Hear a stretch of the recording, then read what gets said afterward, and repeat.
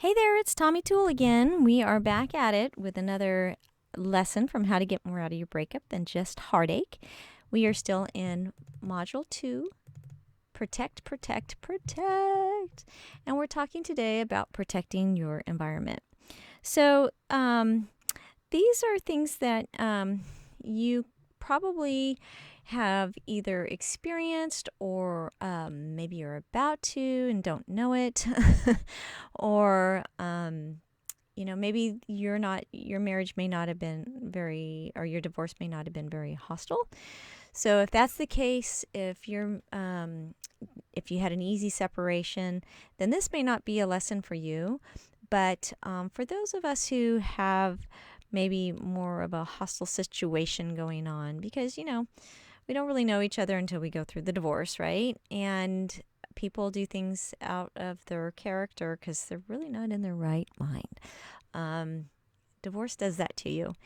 But this is why I wanted to cover this chapter, because I wanted to give you some heads up on things that you might expect or may encounter, and some tips and things of how to overcome them.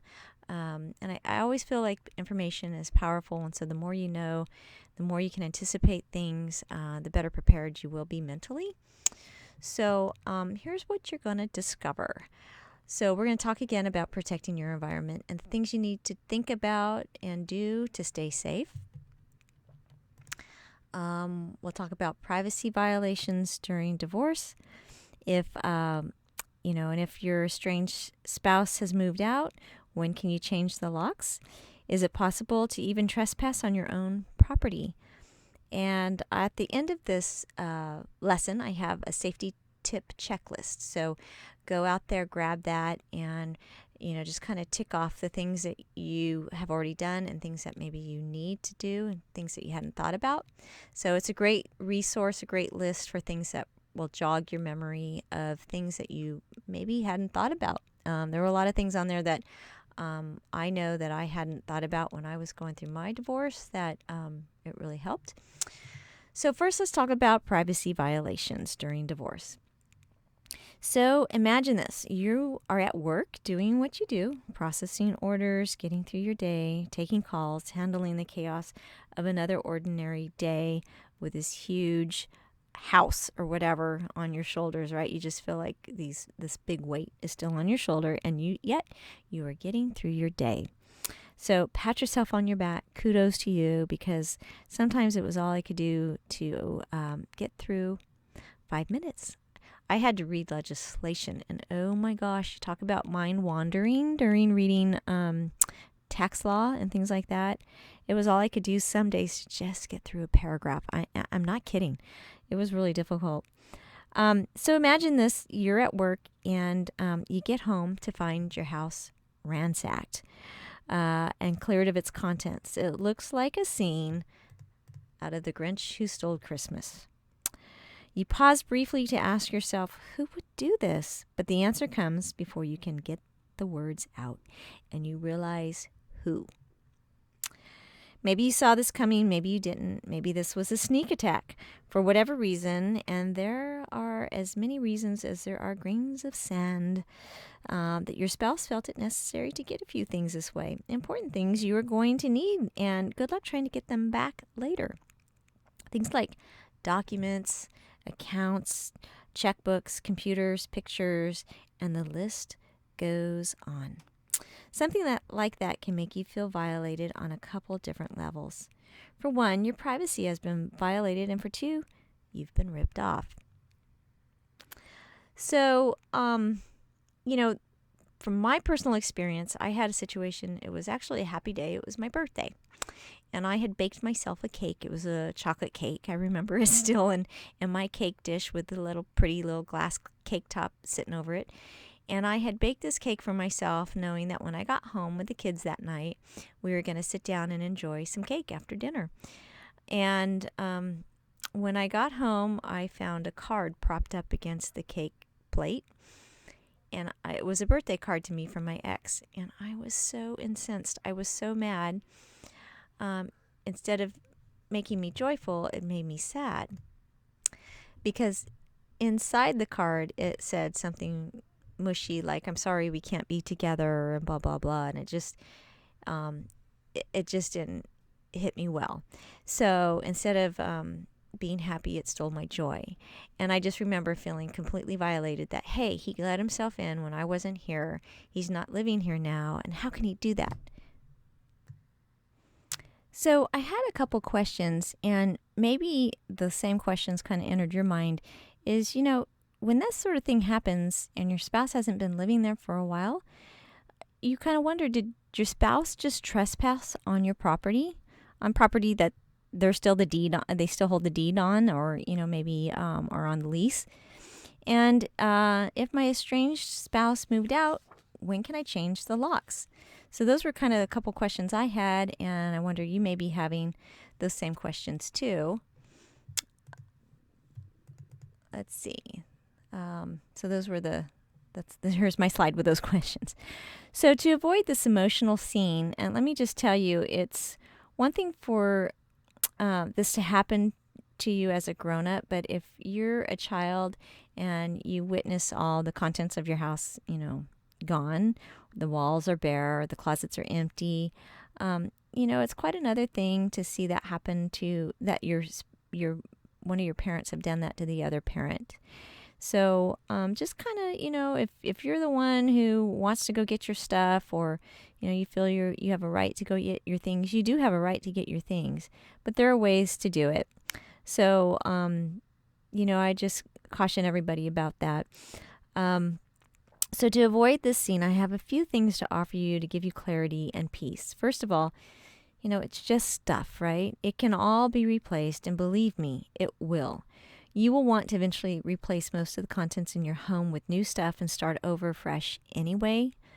But right now, things are still raw, and taking a comb seems monumental. Secondly, most important documents these days are electronic, and it's not that difficult to have them resent to you. Costly and time-consuming maybe, but not difficult. Which brings to mind, keep important paperwork at a friend's house during your divorce. That's a good tip because, if there's things that you don't want to wind up missing, just ask a friend to hold on to it. But what about pictures and the one-of-a-kind items and the simple fact that your ex can just barge right back into your home after all this time and take whatever they want? And at what point is the statute of limitations on entering one's old home? Well, I have researched this to find the answer. And we're going to talk about trespassing next. The crime of trespassing is committed by going onto property, usually property that belongs to someone else, without permission. But can people ever be charged and convicted of a crime for going onto their own property without permission? You might be surprised to learn that in most states, in certain situations, people can be charged with trespassing or burglarizing their own property. Burglary is committed by going into a building without permission in order to commit a crime inside. Well, I don't think you're going to ask for permission to go inside and commit a crime, right? It's kind of silly. The issue most often comes up in cases involving domestic violence or during landlord-tenant disputes. Even if you enter a structure or property with the owner's permission, you can still commit trespassing if the owner later orders you to leave, but you choose to remain. When can you legally change the locks? You may be wondering, at what point can you change the locks after your spouse moves out? Is it the minute they are gone, a day, 2 weeks, or even a month later? When? Right? So we want to know. If the now separated married couple were living in the matrimonial home, this is from some research I got, and one of them has moved out, neither the Family Law Act nor other legislation entitles the remaining spouse to change the locks. This is because under the legislation, the matrimonial home is afforded special status. Both spouses are expressly granted an equal right to possession of it. This right of equal possession subsists even after separation unless or until 1. There has been a separation agreement reached between the parties, or 2. A court order has been granted to establish that one of the spouses is entitled to what is known as exclusive possession of the matrimonial home pending a family trial. And note that once exclusive possession has been granted to one of the spouses, he or she obtains the sole right to live in the home, regardless of who owns legal title. Now, isn't that rich? But that's just the way that it works, I guess. This is why you should file sooner than later. Really, you really want to get that that situation cleared up and figured out right away, so that you don't have these issues of trespass. So unless one of these mechanisms is in place to override what is otherwise each spouse's equal right to stay in the home, neither can formally lock out the other. In fact, both spouses will have a right to actually live in the home until a resolution on possession of the home is reached. For obvious reasons, though, however, this is usually not the best situation. It's usually not realistic. Most people can't do this because most separations occur under very high conflict. They're emotionally charged circumstances, right? But even if the spouse has moved out, he or she is not entitled to come and go at will. Rather, there must be adequate and reasonable notice given of any intention to return. For example, to retrieve any personal property that has been left behind. Similarly, if a court order for exclusive possession has been obtained in favor of one spouse, it will usually be a term of that order that the other spouse can periodically re-enter for specific purposes with notice in advance. In this context, the court may also order the locks be changed if the circumstances between the parties warrant it. Okay, I just have one more paragraph to read you about this. Finally, it is important to note that the order for exclusive possession is merely that. It does not give the remaining spouse the right to sell, I know it's tempting, or dispose of any of the furniture or other belongings until all of the separation and divorce issues, including equalization of net family property, have been fully resolved by a court. All right. So, when you go through a divorce, our spouses really, people get ugly, right? You will need to take measures to protect your environment. What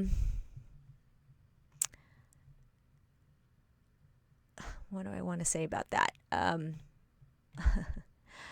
Okay, so I have some things I want to share with you. So it says that you cannot change the locks, but it's easier to ask for permission than forgiveness, right?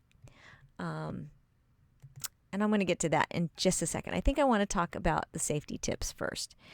All right, so bear with me because I want to make a point here. So when I'm talking about protecting your environment, I'm not really talking about going green here, folks. I'm talking about, being safe and on guard. And what's that the Doors song from the 60s? People are strange, right? People do get strange, and people are strange. Here's a couple of my favorite safety tip reminders on how to stay safe during the time of separation. All right, so we talked about rekeying the house, and I got to tell you, I'm sorry, I would not wait. I think it's always easier to ask for forgiveness than permission. And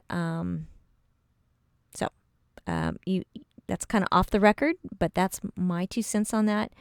But if you are going to, if you're going to change the locks when you're not really supposed to, be sure you're fair.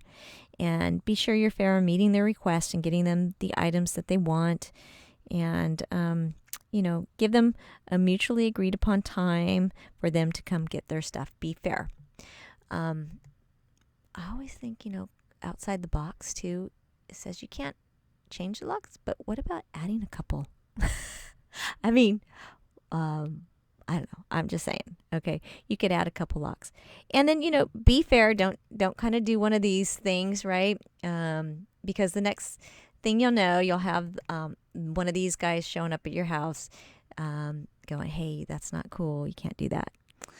So, revert to my or refer to my checklist at the end of this chapter for some of these tips that I'm going to give you here. There's a lot more than just what I'm about to tell you about. One of my favorite things to do, and I think this is just I think this is brilliant, is if you have a mailbox outside and your spouse has a key to it, or it's just a free-for-all, you just can open it up. Here's what I would do. Put your mail inside. Take your door, drill out a hole, and put one of those mail slots in it. So your mailman just put your mail inside your door. I'm telling you, that is one of the best things you can probably do. You just don't want mail during this time being stolen or taken. Maybe there's checks that are coming, or I don't know, just whatever. Just don't put. See if you could do that. It's really easy to do. Change all your online passwords that you once shared. Secure the garage door. I never knew this, but you can lock your garage door so that if you leave your car with the remote control in your car outside of your garage, you can lock the garage, the roll-up garage door, so it won't open. I didn't know that until I was single. So, and try to park your car inside if you do have a garage, for that very factor of having a remote in it. Secure the doggy door if you have one. Some of the doggy doors are pretty big. People can get through the doggy doors too. Secure all secret entries and fix them. Hide the keys to the house. Probably want to rehide those. Hide the keys to the car. Rehide those too. Apps that secure the house, GPSs, alerts, and whatever. Change those. And make sure the exterior lights to your home are bright and your paths are well lit. So, again, at the end of this chapter, I told you that I hadn't changed Get a Jump on the Dump. That's from my other slide. Now you guys are on to me. So, yeah, secure the lights and make sure all the lights are bright outside. Refer to my safety checklist. I think that's a great thing to do because there's awesome tips in that will make you think. So I hope this lesson has enlightened you and maybe frightened you a little bit. I don't want to scare you too much, but enough into taking action to protecting your environment and your surroundings. Taking these measures can eliminate a lot of frustrations and misunderstandings, as well as keep you safe. All right, so thanks for joining me, and I'll see you in the next video.